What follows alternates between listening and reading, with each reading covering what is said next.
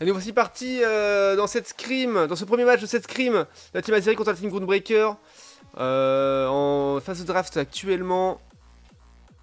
Les pick ban, quels vont être les picks choisis pour ban, sachant que les seuls bans qu'il y a désormais sont l'attaque Tranche-Nuit de Zoroark et l'attaque Regardoir de Noctali. Donc il n'y a plus aucun Pokémon de banni, donc tout est jouable.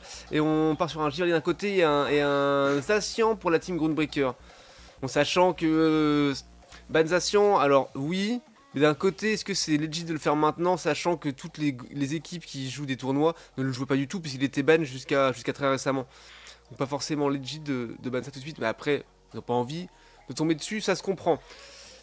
Argo qui pique un Flagados qui sera joué par Kanto. En face, qu'est-ce qu'on a? On assure le Melodelph et le Chifours pour éviter que le Melodelph soit en face et counter le Chifours, c'est pas bête. Plutôt malin dans la draft à mon avis. Alors ça part sur quoi pour Kanto et Oni? On pique le Mew, ça peut être très bien de piquer le Mew pour empêcher Nours de l'avoir, ça c'est plutôt une bonne idée. En plus, Oni sait faire des dingueries avec, donc ça fait plutôt plaisir. Et double tank du coup avec la classe pour Kanto, ok. Donc ça va être pas de blast sur ça va être pas de blast sur Loclas. Donc Argo garde Flaga. C'est bizarre. Méta double tank avec du coup ça va sûrement être Loclas en off tank comme un polyvalent comme je le joue finalement. Peut-être un laser glace qui sait, personne n'y croit. La blade qui pique un ronflex, très bon sur ce pic, ça on connaît. Et un Mentali pour Skull pour l'instant. C'est ok. Donc juste un poker backlane, mais pas le plus fort dans la méta actuelle. Il était un petit peu nerf quand même. Et Bulbi qui pique Blancoton et pas de blast qui pique Gouplin, donc... Est-ce que c'est pas de blast qui jouera Flagados ou est-ce qu'il jouera Loclas? On a Bulbi qui jouera Gouplin évidemment en jungle. Et Argo qui va jouer son Blancoton bien sûr. Et pour le dernier pick de la team Groundbreaker, ce sera un Mousqueto pour carry the team. Alors on va voir les derniers ajustements. Qui va prendre quoi? Nours qui va probablement prendre Mentali. À moins que je me trompe, hein, peut-être que je change de rôle. La blade qui va jouer Melodelph, tiens, surprenant un petit peu. Voilà, ils vont inverser du coup Kanto sur Flagados, pas de blast sur Loclas comme bien ce que je pensais. Et Argo qui joue Blancoton. Ah ouais, donc pas de blast sur Loclas en off-tank pour le jouer comme un polyvalent. C'est ok, c'est ok. Ça me va. Bien hâte de voir ce que ça va donner.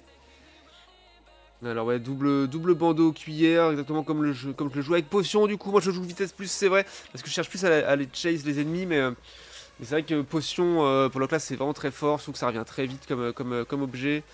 On a mégaphone sur Mew et Gouplin, et j'ai pas le temps de regarder le reste. Que j'ai lâché à tous. Baguette qui joueront Flex, donc un ours qui joue Mentali comme prévu, la blade qui irait sur son Melodelph. Skull Mousqueto et Chifours pour carry the team. Bah j'ai allé la chef à tous, let's go, j'ai sorti des chips, ah c'est parfait ça.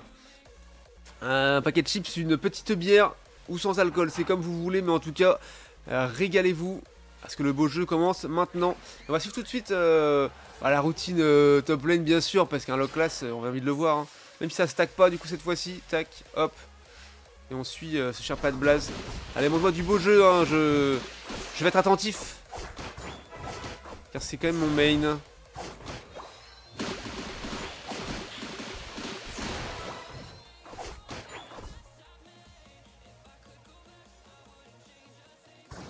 Mousqueto qui va stack là-bas. Est-ce qu'on essaie de l'empêcher? En tout cas, on sécurise le farm ici. Du coup, ils sont deux dans la jungle, hein. Melodelph. Ah, mais ok, il y va parce qu'il a le multi-exp. Et que ça va le faire passer plus vite. C'est vrai que c'est pas bête du tout hein, de faire ça, puisque Chifours, il est un petit peu long à évoluer. Du coup, s'il peut avoir son 5 avant les derniers creeps, ça va être plus rapide pour dépop les autres. Ok, pas de place qui a réussi à prendre le contest ici.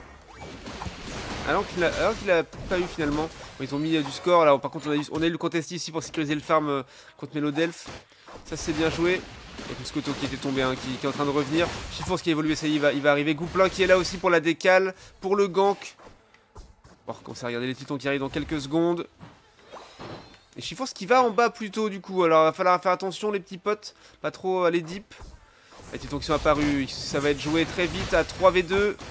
Ils ont pas encore la ref, ils voient qu'il n'est pas là et ils ont eu l'info je pense avec la top lane qu'ils peuvent se permettre de push. Et la Blade qui tombe déjà avec son Mélodelph et Moscoto qui suit le même chemin.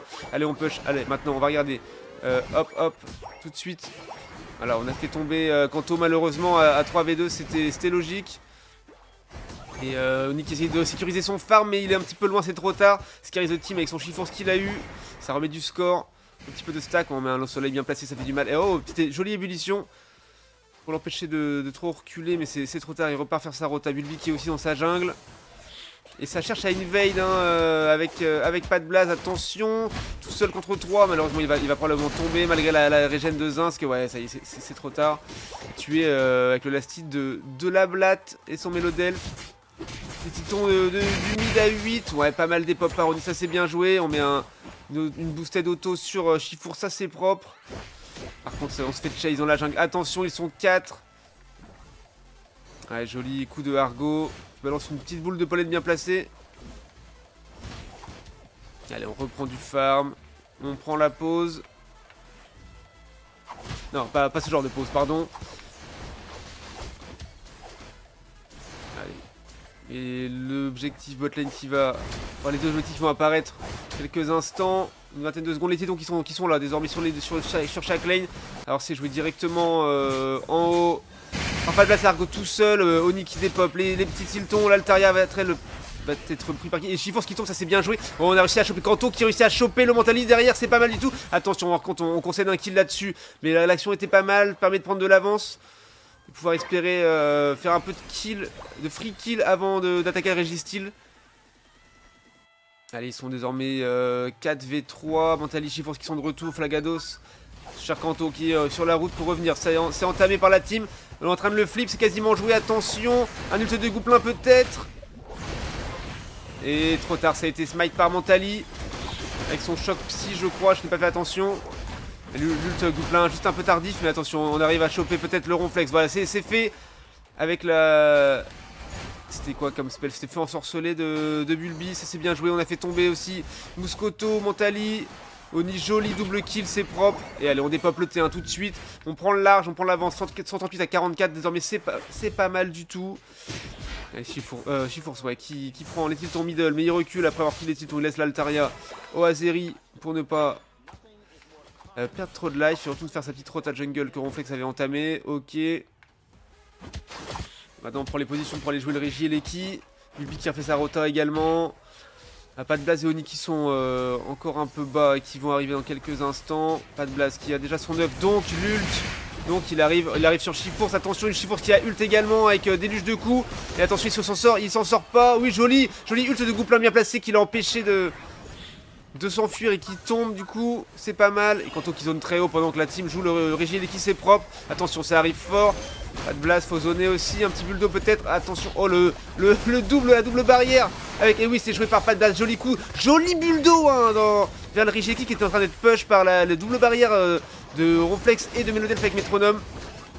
Du coup voilà, Métronome lunaire un petit peu compliqué des fois, puisqu'on ne sait pas sur quoi on va tomber, et Métronome, enfin la barrière était pas forcément le meilleur spell à avoir là, peut-être que Vol aurait été plus parlant pour essayer de smite le Régie, c'est dommage, en tout cas ils ont essayé de faire un move avec double barrière, c'était rigolo à voir, mais pas significatif.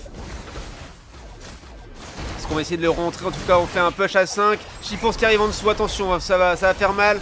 On dépop le Ronflex, c'est bien un ult bien placé. Le Régie sur le point de rentrée. Chifours qui court et il marche dans l'ult et finalement il tombe. Et le triple kill de Bulbi là-dessus, magnifique. Et un joli lance-soleil sur Mentali, c'est très propre et on dépop le T2 instantanément. On prend le large à 335 à 44, c'est pas mal, confortable avance qui pourra nous aider pour le late game si jamais il y a un misplay sur le fight Auré. En tout cas le golem botlane est déjà revenu. On domine sur toutes les lignes, ouais c'est pas mal du tout là. On a réussi à prendre... on a pris les deux buffs, j'ai pas fait attention, je pense qu'on a pris les deux buffs. Hein. Le blue est sur Loclas. Et le raid en Gouplin est parti sur sa lane. Par contre ça va faire un push top lane. Puisque de toute façon le Régistyle va être joué très vite ici. Du coup push top lane. Et là ouais, pas de blast qui fonce avec son Loclas Express pour essayer de sauver ça. Smite le last hit par Argo, ouais bien joué. Joli coup la bulle d'eau pour essayer de choper et la Blade qui back. Pour défendre le T2 bot lane. Ah non ça revient en top lane. pour supporter les petits potes avec le rayon lune. Ok, du coup ça ne chase pas trop, ne grid pas.